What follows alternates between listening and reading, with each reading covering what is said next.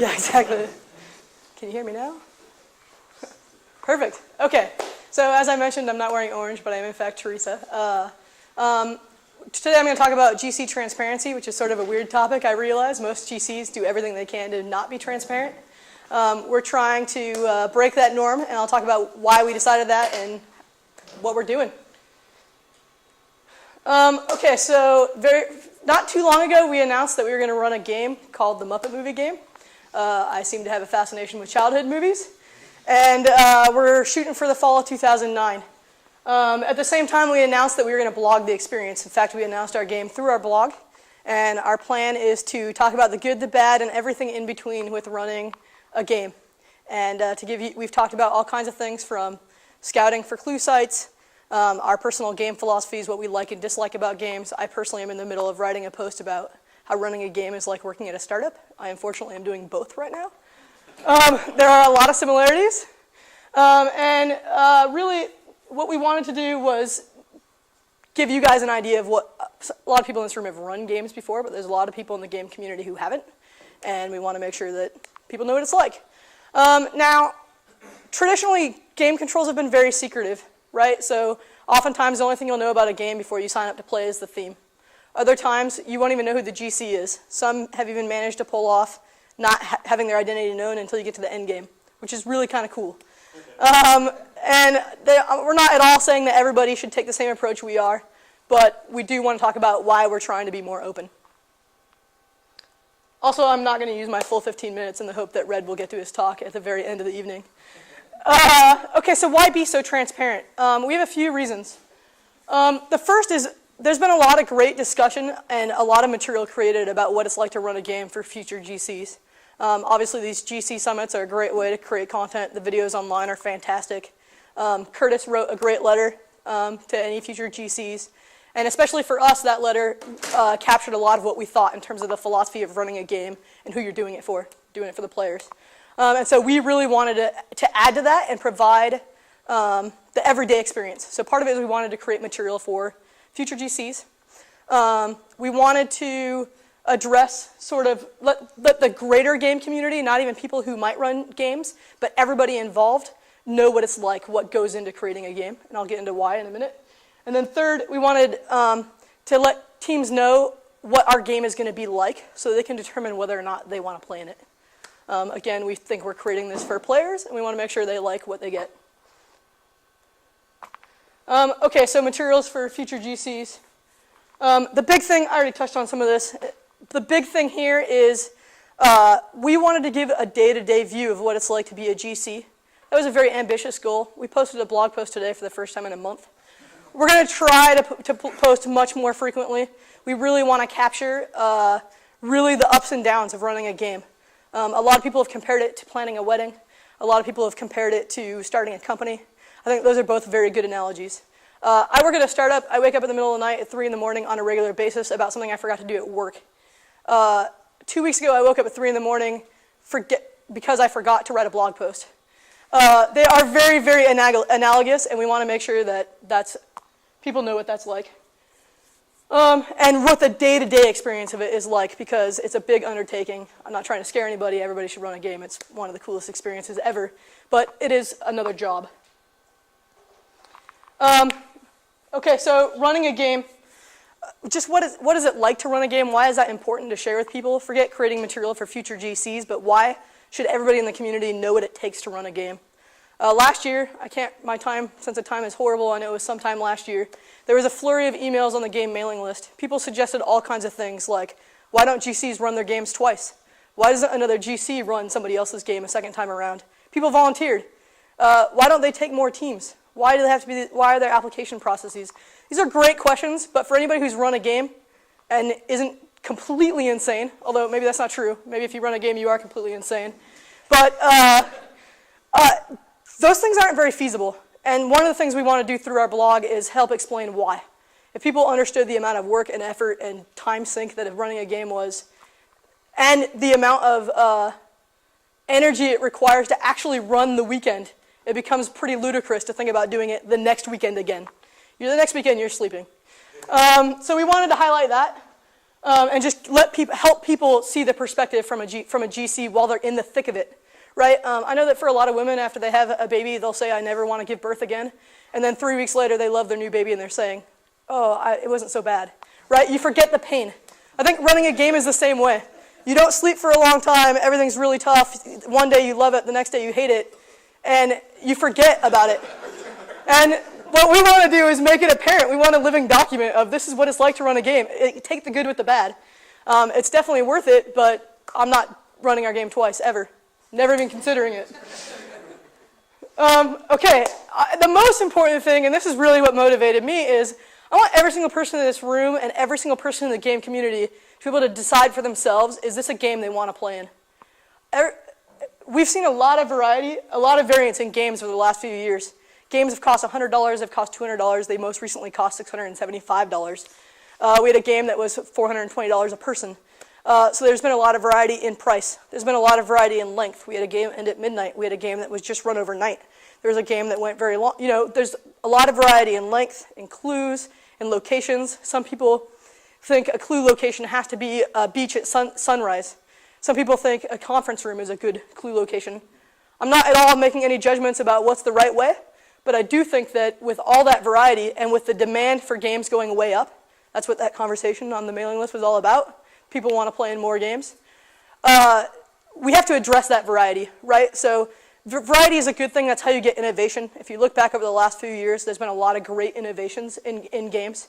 A lot of it coming from Snout, which I think has been fantastic with the new phone system. And I think it was the Scooby-Doobies who introduced the PayPal help system. A lot of those are great things. But as you get more variety, you're going to get teams who don't like some of that variety. And so what we want to do as part of blogging this process is let you guys know what we like and what we don't like and what kind of variances you're going to see in our games so that we can find the teams who are most likely to enjoy our game. Because I don't know if this is right, but I heard that Ghost Patrol had 60 applications. That's ludicrous. When we ran Goonies, we had 35 applications, and we had no idea how to select teams. I can't imagine having to deal with 60. And so we're trying to get ahead of it and make sure that throughout this process we can get a feel for what teams are going to be a best fit for us, and you guys can get a sense of, is this even a game you want to play in? And I don't mean that like our game's not going to be fun, but you know, all teams like different things. Okay, how do you be transparent without spoiling it? This is a big thing. GCs are really secretive for a reason. And I think we talked a lot before we started blogging about what we wanted to share and what we didn't want to share. And if you've been reading our blog, I think we found a good balance, and I'll talk a little bit about that. From the standpoint of I don't know when it was, maybe if it was like 3 or 4 years ago, there were 3 games within like 4 months of each other. And I remember there was a lot of discussion of, do you play in all 3? Do you pick 2 out of the 3? Do you play in 1? The game community used to be a lot smaller, and most teams played in every game, and that kind of was the first turn of what games do I play in? And so I think that if GCs started to at least do a slice of answering some of these questions for the game community, people could make those decisions without guessing. I don't remember which game it was that ran around the same time as the 420 game, but Homicide, that's right. Orange Crush decided to play in Homicide, not 420. We weren't a very hardcore team, and we didn't want to play in 2 games within 2 months or whatever it was. And to this day, I regret it, not because Homicide wasn't great. We had a fantastic time. I wish we had played in both, because I still hear stories about how great the 420 game was. And, you know, every team is going to have to make those decisions, and we want to make sure that they have the best framework possible to make them. So how do you do that?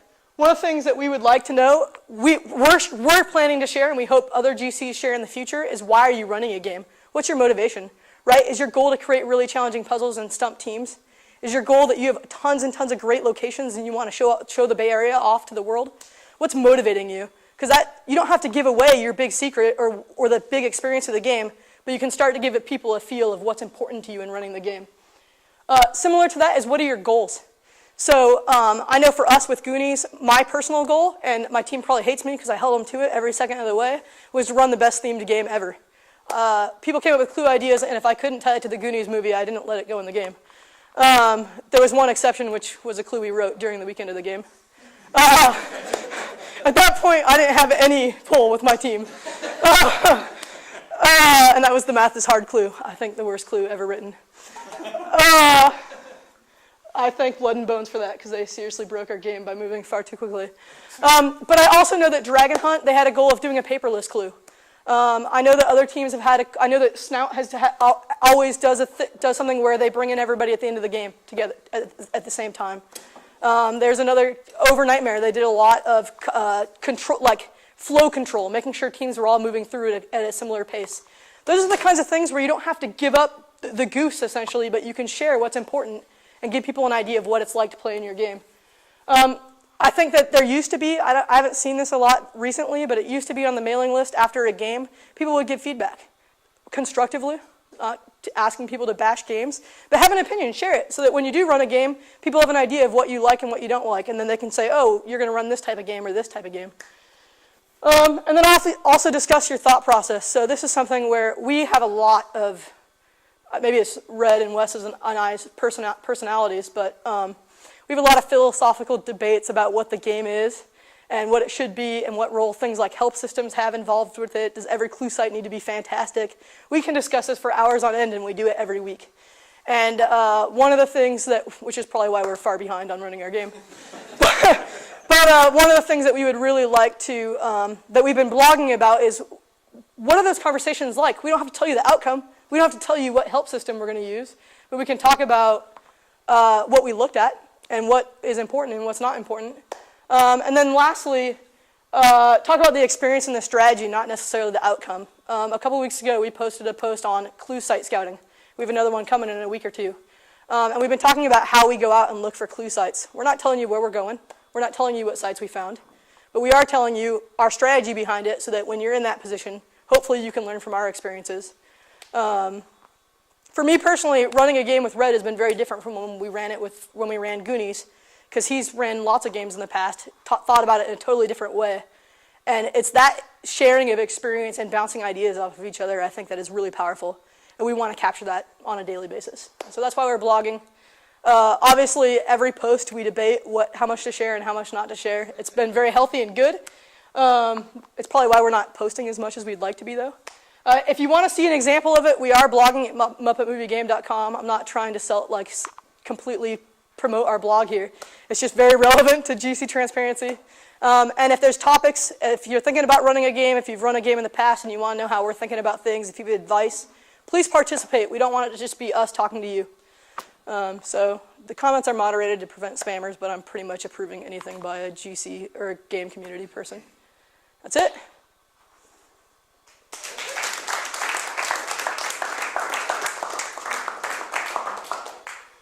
I was just wondering if the first word of every blog post is going to add up to some sort of puzzle or clue. Of course. In fact, our team stance is to have as many clues as possible in every way, because we think you should be solving puzzles 24 hours. No, just kidding. In fact, I think we may not even have any pre-clues ever at any point, but Red may shoot me for saying that, so I don't know. No, there's no hidden puzzles, except for in that very first post where Red said there's no puzzles in this paragraph. You should spend a lot of time deciphering that. Anything else? Wow, you guys are curious groups. All right. I'll ask a question. I really agree with the idea of keeping the GC transparent. Like, I don't see any reason not to let teams know what it is that they're in for. Like, why not give them the opportunity to make a decision if they want to? When we were discussing, something similar, like how transparent should we be, what the conclusion we came to was that even if we tell a team specifically, this is a team that we wrote that Blood and Bones will, a game that we wrote that Blood and Bones will hate, they would still apply. You know what I mean? You can't stop teams from applying regardless, so, why bother? But I think that what you're doing is a really good idea because it still might give them a chance to choose. But, I mean, what do you think about that? Well, you can't forget that as game control, you decide who plays in your game, right? And when 60 teams apply to a game, you have to make some tough decisions. And I would rather those decisions be made on what's a good fit rather than some arbitrary first come, first serve or solving 4 million puzzles in 24 hours or whatever it is, right? I mean, I think recently we've seen people spend more time on applications than they do actually playing the game. And for a lot of us, especially who work way too much, it's impossible to do that. With Goonies, we did interviews. I think it worked really, really well because we got a sense of who fit well with us personality-wise. most GCs do this out of a labor of love, right? You're doing it for the players. And I think it makes sense to do it for players that share the same philosophy or the same ideology. And so I think you can build that into your application process. How do you learn that about the teams? And if Blood and Bones is going to hate it, why take them? No offense to Blood and Bones, but unless you don't like them and you want them to have a miserable weekend, then by all means take them. Whatever motivates you. Yeah, I think it's a really good idea. Thank you.